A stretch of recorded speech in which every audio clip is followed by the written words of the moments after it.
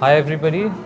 Today, several Muslim clerics and spiritual leaders met Union Minister Rajnath Singh at his residence. The Home Minister urged these leaders to assist the government in its counter-radicalization measures. The members of the delegation, on their part, raised certain long-pending and emotive issues of the community.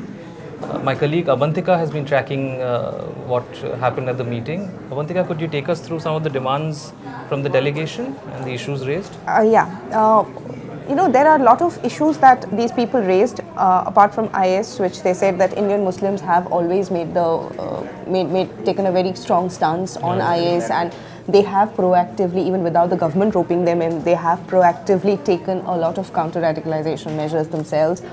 But there are issues that the government needs to address. There are a lot of emotive issues within the community. For example, the government's recent affidavit on the minority status of Aligarh Muslim University and Jamia Millia Islamia. That is something that has been a cause of very grave concern, though it has been going on for a while now.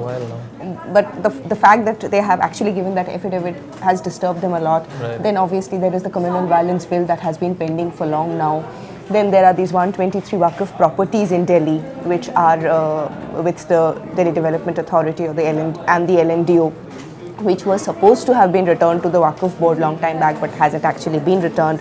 So these are some of the issues they raised, and also they made this point very clearly that Rajnath Singh, reaching out to them behind closed doors or telling them that there seems to be a lack of confidence in the government and a gap sort of between the government and some sections of the community.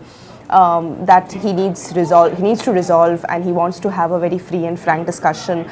They told him that just saying that behind closed doors is not enough, because the government also needs to be seen to be acting against the motor mouths within its own setup.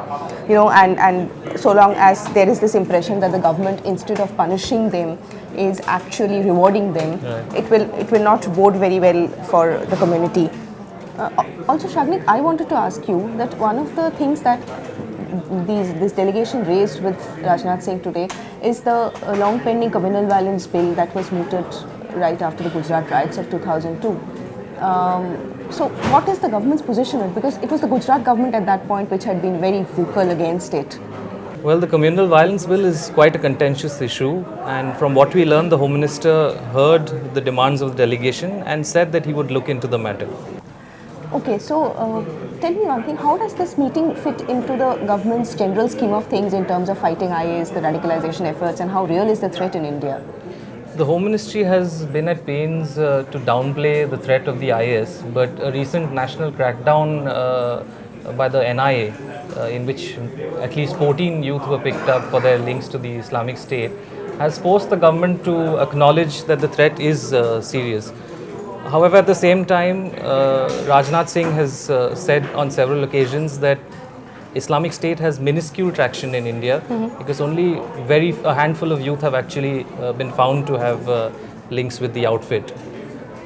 So these recent arrests seems to have prompted this outreach initiative by the government to rope in leaders of the community, and with a stress on initiatives like community policing, to build confidence in the community.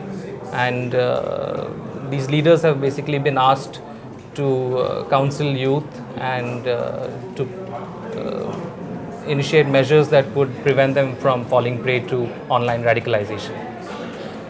Okay.